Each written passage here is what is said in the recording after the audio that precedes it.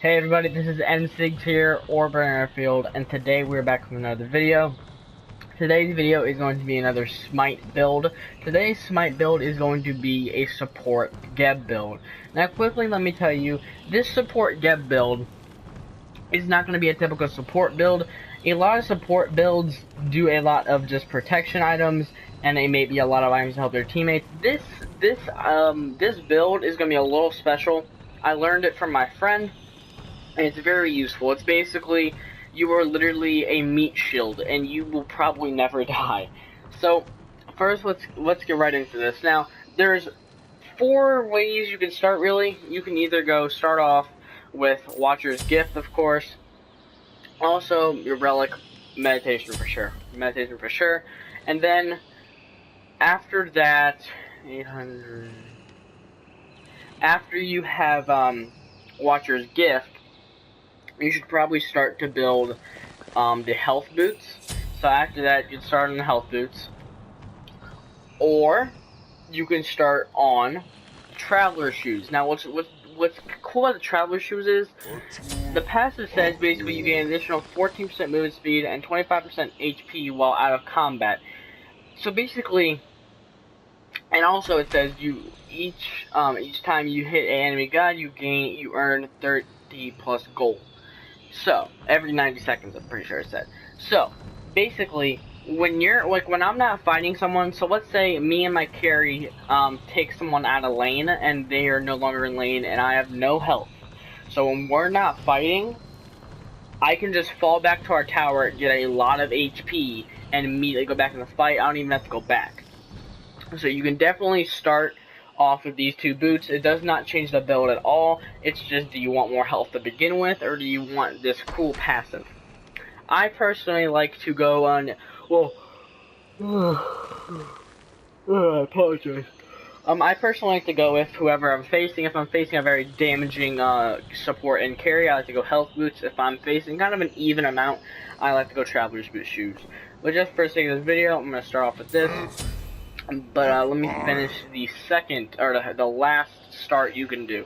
The last start you can do is this is basically the maximum amount of health for this build. You can start off with the Emerald Talesman. Okay, so now we're going to finish the start build for Watcher's Gift, then we're going to go into Talesman. They're basically the same, except you start off with Talesman instead of Watcher's Gift. So you do this, you go into Health Boots immediately. Immediately do Stone of Gyre. Gauntlet Thebes. Mail Renewal. Now I just want to quickly show you guys. 150 health plus 400, so that is 150 plus 400, so that is now 950 plus another 400, so that is around 1,350 health put to with your other item. Okay, so let's just put that into perspective. You can see where this build is going. So then you go Sovereignty for the 200 health and the health per second. Then you want to sell Watcher's Gift. And go for Eternal Staff. And then late game, you're gonna want to sell that and go Hide of the Urchin. Now, let's just look at how much health we really have. 400 health from this. Then you have 250 health, so that is 650. Then you have 1,050. Then you have 1,450. Then you have 1,850. And then you finish it off with 2,050 health. Plus the health that Geb already has. So let's look at our thing right now. We have a total of 4,360 health. Now, another big part of this build, I get blink for Geb because a big part about Geb is when you're in team fights is you want to blink into the team fight like this and ult. So I'm just showing you I'm just showing that to you guys. For relics. The big part about this build is though, always have health potions and always have the multi potions. You wanna know why? This Gauntlet of Thebes. This item increases all healing received by 20%. So, what does the health potion do? Give you health. So, if you do the math on that, it increases it by a good bit. So basically, when you're in a team fight, you pop both these potions, right? Gauntlet Thief is already working. You're about to get into a team fight. So let's look at this also. You have 3 items that give you HP per second, plus you have the increase of health per second with the potions. This, I am doing basically no damage to this rock, but look at my health. I know he's not punching me that much. Here, let's try and let's go to the Fire Giant and see how well it works on the Fire Giant. Actually, let's go to Gold Fury. The Fire Giant is deadly to anybody. Like, this build is basically, you will be able to sustain in any fight. This build is, in team fights, you're going to be the best. You are going to be a body blocker. Like, look at this. This is basically the maximum of the build right here. My health has not dropped below, it's just going back and forth. And we're against a Gold Fury. I have no protection items. This is just all HP per second. This HP per second build is literally, I personally think it's like too strong. Like, it is seriously, let's go to the Fire Giant and see how well we do here. Like, look at this. I am literally taking no damage. I can tank anything right now. And also, big thing about this build also, let me get away from the Fire Giant. This Hide of the Urchin at late game, because this is going to be like your last item for this particular build. If you get Hide of the Urchin, you're going to keep getting stacks, and it gives you more protection every stack. So there's max 10 stacks, and every stack gives you 3 of each. So that means you're going to have 30 magical health protection, plus a 30 physical protection. On top of that, you're going to have a maximum of 65 protection for both things. And that's great. And also, you do a little bit of damage. 2.5% of your maximum health is converted to magical power. Since we have so much health, we're gonna do really well. This build is literally so good because of the sustainability. The sustainability on this build is, it's not really for early game because of the items, but late game, this build is going to stomp any support. Because, well, they're really just going to stop their whole team, because they're going to want to try and take out either you, or most likely the jungler or the carry, because you're going to be the annoyance, but when they start attacking you, and literally they're not getting any damage done, they're going to be confused, they're going to waste their time, they're maybe use ults on you. This build is so good. So now, let's go into a build. There is about 4 or 5 more builds I want to show you guys. Let's start with the Emerald Talisman build. Basically, you start with the Emerald Talisman. You don't get boots at all. Do not get boots. Just start with the normal build. Just start with it. Boom. It's basically the same thing, except you don't get boots or Watcher's Gift early game. Now, this is all just personal preference. I just have these here so it fills up my thing. You can get Chronos Pendant. Let's just start off the build. This is where you would get Chronos Pendant. Right after you have your 2 biggest HP items online. Then you get Chronos Pendant. Then you can go into Sovereignty, sell your Watcher's Gift, get the Eternal Staff, sell your boot late game, and then Hide the Urchin. So you could go one of these damage items if you really wish to, if you really need. If your team calls for more damage, you could get one of these 3 items. This just gives you magical physical protection, and it gives you 45 magical power. So this is kind of a good item. It's kind of like the Breastplate of Valor for a mage. Chronos Pendant, always good, gives you mana per second, 75 magical power, and cooldown reduction of 20. That's good on him. And then the Obsidian Shard is kind of just a counter to their tank, 70 power plus. It's kind of basically the Titan's Bane. It's the Titan's Bane of a mage. So now, let's go into a build where you get Hide of the Urchin early, because the stacks really are important on this. Like, the stacks, if you don't have many stacks, you're not going to do well. So basically, you start off with Watcher's Gift, then this, then you buy Hide of the Urchin first. Now, this is where the build kind of gets thrown off a little bit. Instead of getting Stone of Gaia first, you're going to like Gauntlet first, okay?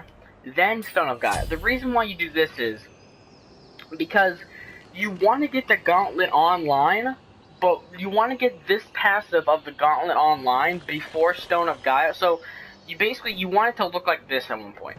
Even if you just have this second tier of Stone of Gaia, you are still going to have an increase in health for 15 plus plus the 15 from that, so that's 30, and then put that up by 20%.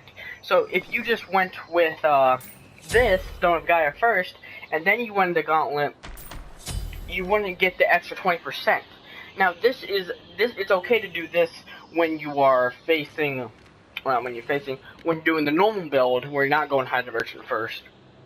And that's okay because you're having, like, it's literally so early in the game that it's okay to do this. But at this point, you're gonna be kind of like, I don't know, maybe like level 9, level 10. You need to have this passive on. But like right when you get to the second tier, it needs to be, the Gauntlet of Thebes needs to be done before you can start the Stone of Gaia if you go hide the Urchin first. So then we're gonna finish Stone, and then we're gonna go in the Mail Renewal. Now Mail Renewal, it's really just for the health per second, and just health in general. But the passive is really good. It's that you gain 15% of your maximum health and mana over the next 5 seconds when you get a kill or assist. It's so, you have so much sustainability in this build, it is crazy. If you actually look at how much stuff you have in this build, it's unbelievable. So, sell Watcher's Gift, Eternal Staff for that extra health, and then you want to sell Boots and get Sovereignty last because that's the least important item in this whole build. Well, it's not least important, but just you get more out of all of these items instead of Sovereignty. So now, we are going to go, Jesus. We're going to go into builds that involve just these 2 defensive items and this Spirit Robe. Okay, so basically this is more of a vanilla, I guess you can say, build from a vanilla build from a support. So you're gonna Watcher's Gift, go into damage boots, or not damage boots, protection boots. Now, if you're getting heavy damage by their carry, I want you to go Breastplate of Valor. And if you're still, like, if literally their team is built upon their physical damage people, like their soul laners a warrior, their junglers a assassin, if you know, like, if all their damage is physical damage except like 2, I would say go these 2, because you're literally gonna do so well in team fight against the physical people. But if they're not, I would still recommend at least 1 Breastplate of Valor. Or 1 physical protection, and then immediately go into Spirit Robe after the breastplate. And then what you want to do is start hide right after that. Then you're gonna want to go Sovereignty, and then to finish it off, get a Stone of Gaia. You're gonna keep the boots in this one because you kind of want that movement ability, because sometimes you might need to get out of the fight because you are down 1,000 health. So basically, the whole point of this build is you have protection for days. You will not get really damaged by the physical people. You will not really get damaged by the magical people or the physical people, because that gives you 40 plus magic protection or physical protection as well. And then hide the Urchin. So basically, your max for magical is going to be 75. Actually, no, it is going to be around 105, something like that. And then your physical will max out at 75. Your physical will go to around 150.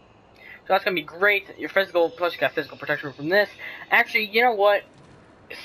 Don't buy Stone of Gaia. Don't buy Stone of Gaia. You're going to need some more magical protection if you're going this route. I would either recommend Butterwork of Hope. So Butterwork of Hope, this is more of a solo item. You're going to be benefited by this, not your team. Or you can get Butterwork of Hope. This will benefit your team and you. Or another great item that's very underrated is Genji's Guard. When you take magical damage from abilities, your cooldowns are reduced by 2%. This is really strong because a lot of mages are only physical, or only ability based. There's not a lot of mages that are basic attack based, except, you know, like Freya's one, Soul's one. You know, they're all basic attack based. But 90% of mages are ability based. So Genji's Guard is very underrated and is great for this particular part of the build. So now, let us finish off the video with going back to the normal build. The build that I would recommend, the build that is so fun to play with. So, Watcher's Gift, Health Boots, Stone of Gaia, Gauntlet of Thebes, Mail of Renewal,